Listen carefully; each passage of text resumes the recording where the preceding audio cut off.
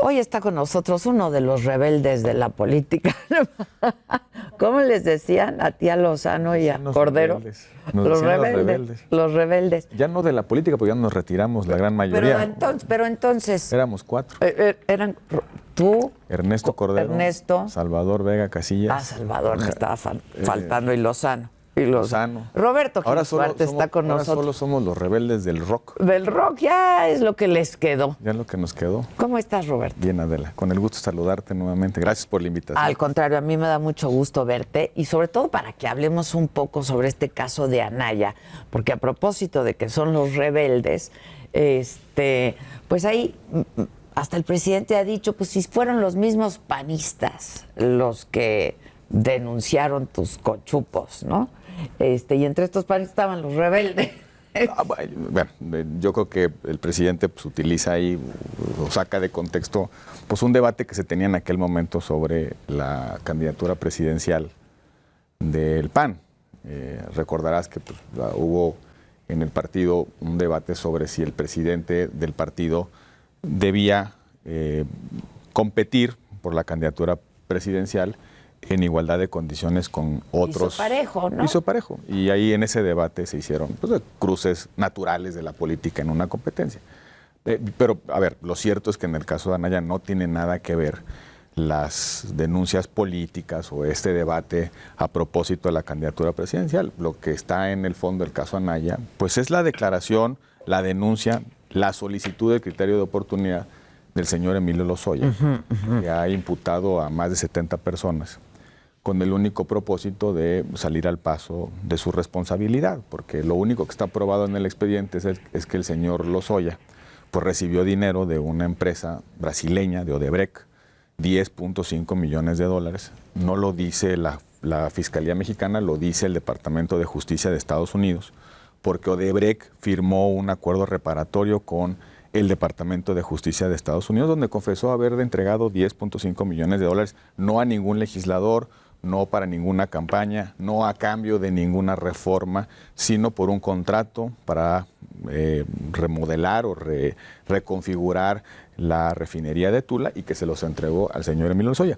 Lo que pasa es que se emproblemó tanto el señor Emilio Lozoya que para evadir la cárcel pues se le hizo muy sencillo acogerse a una figura que existe en nuestra legislación, pero que no es para librarte de la responsabilidad, no es para salir corriendo con tu dinero y vivir cómodamente en libertad, sino sirve para otros propósitos de abatir la impunidad. Y es lo que estamos viviendo en este país en este momento. Adela, yo creo que lo que debiéramos reflexionar es si una persona que está coaccionada por su propia circunstancia personal y también porque su mamá, su esposa y su hermana están en una situación comprometida porque utilizó a sus seres cercanos para lavar dinero, si esa condición puede justificar que un día nos amanezcamos con una serie de declaraciones que imputan a 70 personas y no presenta ninguna otra prueba. Entonces no está detrás, Adela, del caso Anaya ninguna denuncia de los rebeldes, ni de los panistas, ni de el debate que se dio en aquel momento, sino simplemente una denuncia del señor Lozoya que quiere salirse con la suya. Quiere tomar un avión a Alemania y disfrutar los 6 millones de dólares que están en unas cuentas bancarias en Alemania. No lo digo yo, lo dice la carpeta de investigación. Está probado ante la Fiscalía que ese dinero que recibió de Odebrecht sigue estando en cuentas bancarias en Alemania. Ahora, esta figura de testigo colaborador. Son dos, Adela. Hay una figura de testigo colaborador. Yo vi un delito, se cometió un delito. Y entonces me acerco a la fiscalía, a la autoridad, y le digo, yo vi cómo sucedió. Pero hay otra figura que se llama el criterio de oportunidad. Yo participé en el delito. Yo fui parte del delito. Pero te voy a aportar a ti, fiscalía, prueba de un delito mayor cometido por una persona de mayor jerarquía en una estructura de comisión del delito que puede ser mucho más relevante en términos de política criminal que la parte de autoría que yo tuve. Es decir, piénsalo de esta manera. Es como si el lugarteniente del cártel de Sinaloa dijera dónde está el hijo del Chapo. ¿Sí? Entonces, oye, yo soy parte de la estructura criminal del cártel de Sinaloa, sé dónde está el hijo del Chapo, sé qué hace. ¿Pero a cambio de impunidad? A cambio de impunidad. Pero tiene requisitos. No es nada más oye, yo voy y le digo, fulanito de tal cometió tales delitos. Ok, Tiene ¿cuál? 3 requisitos básicamente. Uno, presentar prueba suficiente y eficiente Ok. de que el delito que le estoy diciendo que cometió la otra persona, en realidad sucedió o se cometió. Y aquí está documentado y estas son las Y pruebas. esas son las pruebas. Ok. Entonces tiene que ser la prueba que aporta suficiente para que la fiscalía pueda ir por esa persona a la que estás tú inculpando. En el Ok. caso Lozoya, no hay prueba eficiente ni suficiente. Tienes que reparar el daño. Aquí no ha Tienes que reparado. regresar la lana. Pues la parte que te quedaste, pues, por lo Exacto. menos, ¿no? Ok, ok. Si yo soy parte de una estructura criminal y tengo unos maletines de dinero en mi casa, pues los tengo que regresar a la fiscalía. No Ok. no nada más, oye, ya te dije quién es el otro culpable, pero yo me voy a mi casa. Y la tercera es, tienes la obligación de colaborar durante el tiempo que dure el juicio para que las personas a las cuales tú estás imputando pues terminen enfrentando su responsabilidad ante la justicia. En este caso, no hay prueba eficiente ni suficiente, no hay reparación del daño y no ha logrado el señor Lozoya acreditar pues estas digamos, narrativas imaginarias. ¿Qué dice el señor Lozoya, Adela? Dice que unos brasileños convencieron al presidente y al secretario de Hacienda y a unos legisladores para hacer una reforma constitucional para entregarle el petróleo a los brasileños. Fíjate nada más. ¿Quiénes aprueban una reforma constitucional? Las 2/3 partes de la Cámara de Diputados, las 2/3 partes del Senado. Exacto. Y la mayoría de las legislaturas de los estados. Exacto. Haz de cuenta más o menos 2,000 personas entre todas las legislaturas involucradas en la aprobación de una reforma. Pero no solamente eso. ¿Qué aprobamos en la reforma? Que los contratos de exploración y explotación se hacen mediante licitación pública por un órgano regulador autónomo. Dice incluso que las licitaciones se televisan. Tienes medios de impugnación. O sea, es decir, esta relación directa entre la reforma y un posible beneficio de Odebrecht pues simplemente no existe. Y la otra parte importante, los señores de Odebrecht dijeron, no ante la justicia mexicana, sino ante los Estados Unidos, que ciertamente hubo sobornos en México, como en otras partes del mundo. Sí, del mundo, claro. Fue un escándalo internacional, pero que en México solamente entregaron 10.5 millones de dólares a Lozoya. Al señor Lozoya. Y ese dinero está ahí. Si uno revisa, porque además el expediente ya se hizo público por todos lados, porque en la justicia mexicana sí funciona, ¿no? O sea, debatimos los casos judiciales en los medios de comunicación. Sí, mediática. Ya sabemos qué dijo el señor Lozoya en la primera declaración, en la segunda, en la tercera y en la cuarta. Ya conocemos el expediente completo. Bueno, ¿qué dice el expediente? De los 10.5 millones de dólares, así como el cuento de los perritos, se quedó uno en Guatemala. Ajá. Otro millón lo utilizó para ciertos pagos de unos proveedores. 6 millones están en Alemania y otras están en sus casas. Y ahora resulta que esos mismos 10 millones de dólares se usaron para los moches, sobornar a 70 personas a cambio de la reforma energética. No tiene credibilidad su dicho, no solamente porque no hay prueba, sino también porque está generado en un entorno de coacción. Yo que creo que el presidente, digamos, hace mal, digamos, no debiéramos en este país hacer justicia a partir de los dichos de una persona que ha confesado que cometió delitos, que no aporta ninguna prueba y que lo único que quiere es salir del problema en el que él se metió.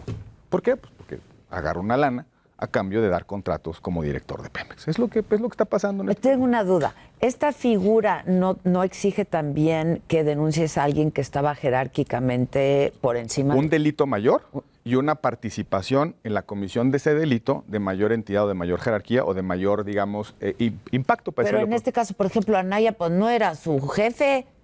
No, y además lo que dicen es, bueno, se pusieron de acuerdo, ahora sí que medio mundo, para entregarle el petróleo a los brasileños. Ese es para decirlo, perdóname Adela que simplifique, pero es lo que dice el señor Lozoya. El criterio de oportunidad, además, es una figura que no debiera trivializarse, porque al final de cuentas es un espacio regulado de impunidad. Ni de la que tendría que abusarse. Imagínate, pues, oiga, pues a mí me agarran cometiendo un delito. Oiga, pues un criterio por ¿quién? Pues el señor de ahí enfrente.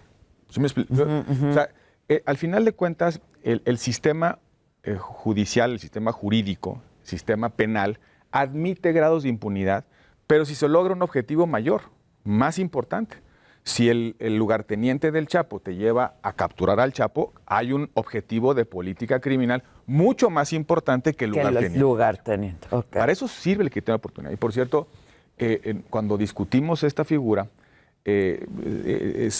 fue una discusión muy, digamos, muy profunda, muy cuidadosa de en qué supuestos cabe ese espacio de impunidad. Muy detallado. ¿En qué momento vas a premiar a un delator? Por supuesto. Que no deja de ser delincuente. Que no deja de ser delincuente. Claro. Eso es lo más importante. Claro, ¿En qué momento dices, oye, a cambio de que usted se vaya a su casa, qué me va a dar a cambio? Y de hecho, por ejemplo, el caso de Odebrecht, en el mundo se provocó a partir de una delación premiada. Es decir, los funcionarios de Odebrecht, una vez que fueron investigados por el Departamento de Justicia, les dieron un beneficio. El beneficio es no vas a la cárcel, pero sí reparas el daño. Creo que fueron $600 millones que pagaron en multas. Que lo regresó. Que lo regresó la empresa Odebrecht, a cambio de que no fueran a la cárcel. Y la otra parte que se comprometieron a hacer como reparación del daño a partir de los delitos que cometió Odebrecht en prácticamente toda América Latina fue ir a cada uno de los países a confesar sus delitos. Vinieron a México y dijeron, oigan, aquí hicimos unos pecaditos. $10.5 millones al señor Lozoya. No campañas, no reforma energética. Y si tú revisas la temporalidad de los sobornos, no coincide con la aprobación de la reforma energética. Más aún. Pero pues los panistas querían la reforma, ¿no? Desde tiempos inmemoriales, ¿no? Sí, de hecho, sí. está en nuestra plataforma electoral desde los 2000. Pero no solamente. En el 2012, cuando llegamos al Senado, nosotros propusimos la reforma energética. Sí. Nosotros presentamos la iniciativa de una reforma energética, es la que al final quedó Pues qué desperdicio un mes de antes. dinero en todo caso. O sea, ¿Para ahora qué resulta se lo que le das pagaron a los legisladores por hacer lo que queríamos hacer. Pero para que haya un cohecho, se necesita una suerte de acuerdo. Oye, yo te voy a dar una lana a cambio de que tú hagas una cosa. Supuestamente Odebrecht le pagó a los legisladores para pasar la reforma energética y supuestamente el dinero Odebrecht lo entregó después de aprobada la reforma. ¿Y cuál es el beneficio que recibió Odebrecht de la reforma? No sabemos. Lo que sí, Adela, creo que hay que insistir en eso, es que un señor que está emproblemado, que emproblemó a su familia, para salir del entuerto, dijo, allá están 70 personas, que esos son los que me dijeron que tenía yo que hacer. Y se inventó una historia verdaderamente, hasta, digamos, con mucha creatividad. Se entiende. La cárcel no es un destino Sí, no. Feliz. Feliz. Pero no debiera llevar esto a que maltratemos, malutilicemos, pervirtamos mecanismos de ley que están diseñadas para otro propósito. Déjame usar este ejemplo, insistí en el ejemplo. El criterio de oportunidad está diseñado para que el lugarteniente del cártel de Sinaloa nos entregue al hijo del Chapo. Ya. No para que un señor se vaya a Alemania a gastarse la lana que se robó, para decirlo en pocas palabras. Y sin pruebas. ¿Es lo que está pasando Sin con pruebas. Anaya? Sí, porque digo... Porque el presidente en la mañanera de, ¿qué fue? No sé si el lunes, sacó hasta el video de Anaya y luego a Javier Lozano, quien por cierto te manda saludos y va a estar aquí yo pensé mañana. que iba a estar hoy. Es mañana. Es mañana. Es mañana. A esa no nos invitas. No, es que ya es mucho montón, Imagínate. ya es mucho montón. Salió Lozano en este video diciendo, no me salen las cuentas, Ricardo, porque mira, ¿de qué se le está acusando a Anaya? No conozco la carpeta. Lo que hemos conocido, digamos, por lo que dicen los medios, es la imputación de Emilio Lozoya. Emilio Lozoya dice que recibió un dinero. Creo que el propio Ricardo ha aclarado que no era diputado en el momento en el que supuestamente recibió el dinero y que ni siquiera estaba en México en el momento en el que supuestamente recibió el dinero. Pero insisto, son los dichos de una persona. Pero hay que también recalcar una cosa. El señor Lozoya lleva 1 año en libertad, 1 año en su casa, a pesar de haber confesado delitos, a pesar de que sus socios en la comisión de los delitos, los brasileños, dijeron, le entregamos dinero. El señor está en su casa. Y una persona que fue señalada por Emilio Lozoya, que se presentó voluntariamente. Rosario Robles. Rosario en un caso, pero Jorge Luis Lavalle, el senador, en otro. que fue y le tocó la puerta de la fiscalía, quiero comparecer y quiero explicar que lo que está diciendo el señor Lozoya no es cierto. Fue al juez de control y les dijo, oigan, yo quiero presentar mi evidencia. Pues se presentó voluntariamente a la audiencia. Y el juez de control lo mandó a prisión preventiva justificada, la prisión preventiva, cuando no había motivo para tenerlo en prisión preventiva, por 3 razones, Adela. Primero, porque es una persona, digamos, poderosa. Así lo dijo el juez, porque es una persona que tiene muchas relaciones de poder. Segundo, porque el asunto es de trascendencia nacional. Y tercero, pues porque como el señor tiene capacidad económica para sustraerse, pues es posible que se vaya. A pesar de que el señor se haya presentado voluntariamente. Entonces, en un sistema democrático, se presume la inocencia. Tú enfrentas en libertad tu juicio. Tu proceso. La prisión preventiva sirve solo en casos extremos, fundamentalmente para que el delincuente no se evada, para que no se lastime a la víctima y sobre todo para que el delincuente no destruya la evidencia que lo pueda inculpar. Hoy es la regla la prisión preventiva, no es la excepción. Exacto. Y eso es lo que está pasando. El caso de Rosario Robles. A Rosario Robles se le acusa de un delito de omisión, que no tuvo el cuidado de verificar que los recursos de la Secretaría de Desarrollo Social se destinaran a su... Que no amerita prisión. No amerita prisión preventiva. ¿Qué hacen? Le presentan una licencia de conducir, supuestamente con un domicilio distinto al que reportó en el domicilio, digamos, oficial. Y entonces dijo, como tiene dos domicilios, es probable que se evada de la acción de la justicia. Y lleva 2 años en Lleva 2 años en la cárcel. Y lo mismo pasa con el señor, con Jorge Luis Lavalle. Y así muchos inocentes. Supuestamente, la ley así lo dice, nuestra Constitución, la razón, la ética, que tú solamente debes estar en prisión cuando ya te condenó un juez, después de un juicio donde tuviste la oportunidad de presentar tus pruebas, de alegar y de contestar a la imputación de la fiscalía. Solo ya cuando te condenaron, te sentenciaron, vas a la cárcel. No vas a la cárcel mientras te están enjuiciando, porque entonces viola un principio básico. Soy inocente hasta que se me demuestre lo contrario. Claro. Pero lo que está pasando en nuestro país, y creo que ahí fue creo que nos pasó, digamos, de noche, es que al inicio de esta administración se modificaron las reglas de la prisión preventiva. Se ampliaron los supuestos, los delitos sobre los cuales tú puedes estar en prisión preventiva mientras sigue tu proceso. ¿A cuántos y a cuáles? No, de todo. Ya mira, cuando en el 2008, cuando se hizo el modelo de justicia penal, pues ibas a prisión preventiva cuando habías cometido un delito violento, por ejemplo.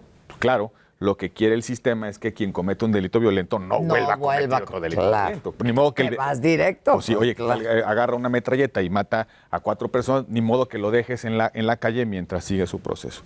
Delitos de especial entidad, por ejemplo, los delitos sexuales, los delitos contra la vida, contra la dignidad, en fin, ciertos supuestos muy específicos.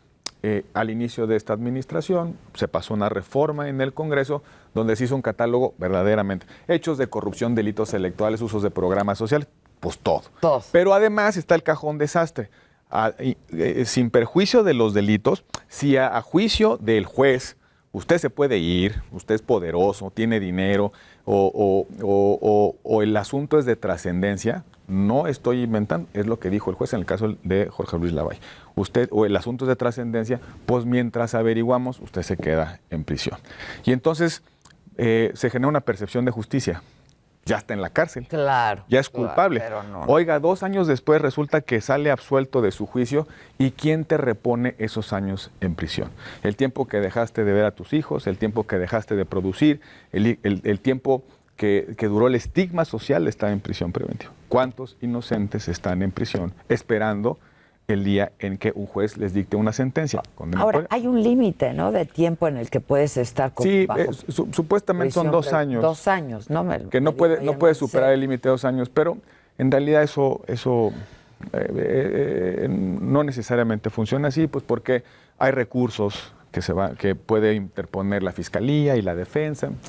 Una de las cosas que yo le aplaudí al presidente fue esta idea, mal concretada, pero creo que era una buena idea, de revisar los casos de personas que están en prisión esperando su juicio. Ok, sí. No hay razón. Hay personas que tienen 10 años ahí esperando el juicio. Cuando su delito a lo mejor hubiera sido de 3, de 3 años o menos. O menos. ¿Y sabes quiénes son los que la pagan? Su pena, perdón. Su pena, sí. O sea, están en prisión preventiva más allá del tiempo de la pena que le hubiera correspondido al delito que cometieron. Claro. Pero ¿quiénes son los que la padecen? Los más vulnerables. Mujeres que no se pueden defender, que no tienen quien vele por ellas. Indígenas, o sea, personas que no se pueden defender porque no tienen los medios económicos o la suficiente información para poder conocer sus derechos. Hay muchos inocentes. Pero justamente, Adela, queríamos corregir esto en el 2008. Antes, ¿te acuerdas? Se hablaba de las averiguaciones previas, ¿no? Ajá, sí, el juicio era ante el Ministerio Público. Sí, en una barandilla veíamos ahí con unos señores, como el del documental de Presunto Culpable. Exacto, Estaba dictándole, ¿no? Y pensábamos que la modernidad era frente a un juez. Juicios orales. Juicios orales, públicos, donde tuvieras igualdad de armas entre la fiscalía y la defensa, que fueran más rápidos, en lugar de tener horas y horas y horas transcribiendo y expedientes, ¿no? mamotretos que nadie lee. La posibilidad de que el juez valorara de viva voz, de manera presencial, lo que la fiscalía imputa y lo que la defensa contesta. Esa era la modernidad, y ahora resulta pues que la modernidad se está desviando hacia simplemente juicios sumarios, juicios patibularios de percepción pública, donde la justicia es básicamente la estancia en prisión mientras se te condena o se te resuelve tu Terrible. caso. Oye, ya tengo un par de minutitos, pero no quiero, es que siempre es muy padre conversar contigo. Cabeza de Vaca. Tú eres muy cercano a Cabeza de Vaca, ¿no? Fuimos compañeros senadores, hemos coincidido en el partido, es mi amigo, le tengo enorme aprecio. ¿Y el caso de Cabeza de Vaca y las acusaciones en contra de Cabeza de Vaca? Mira, de nueva cuenta, simplemente las versiones pues, no coinciden, no hacen sentido. Él acreditó frente a la Cámara de Diputados que en la venta del inmueble habían pagado los impuestos. Pero déjame, para no, digamos, sofisticar un poco Pero tengo un minutito. Fíjate, lo voy a resumir así. En los tiempos que corren, puede una mayoría intentar remover a un gobernador por el supuesto impago de impuestos. Es decir, a una autoridad electa por un pueblo soberano y libre, en este caso el gobierno de Tamaulipas, una mayoría de un partido puede desaforarte, que en realidad es removerte, quitarte del cargo, porque supuestamente no pagaste los impuestos en una operación inmobiliaria. Cuando yo entiendo que la lógica de los desafueros es para delitos verdaderamente graves. Es decir, para una situación en la que tú tienes que sacar a alguien que fue electo por el pueblo de una responsabilidad porque su involucramiento o los grados de responsabilidad de la comisión de delitos no permiten que continúe en su responsabilidad. En el cargo. Y en este caso era supuestamente el pago de los impuestos, que por cierto, en la discusión en la Cámara de Diputados se acreditó que sí ha pagado los impuestos. Tan es así que la Cámara de Diputados, cuando resuelve el desafuero, pasa de largo con el tema de los impuestos. Vivimos tiempos en los cuales la política... Nada más rápido. En todo caso, hubiera tenido que pagar los impuestos y ya con interés? Pues sí, oye, yo entendería que si alguien estima que le debes unos impuestos, pues te cae el SAT, ¿no? Ajá. Y entonces, oye, usted me debe tales impuestos. Y los paga. Pero aquí se instauran procedimientos para penales y constitucionales, en este caso el desafuero, pues para cobrar impuestos. Pero yo creo que el problema no está en el caso concreto, el problema está en cómo se ve la justicia en los tiempos que corren, mi querida Adela. Pues interesantes pero difíciles, ¿no? También estos tiempos que como corren. decía aquel epitafio, por si es un epitafio, cuando vinieron por ti. Cuando vinieron por el otro yo no dije nada y cuando vinieron por mí nadie estuvo para velar por mí. Sí. Roberto Gil, muchas gracias. Gracias a ti, Adela. Te veo pronto, ¿no?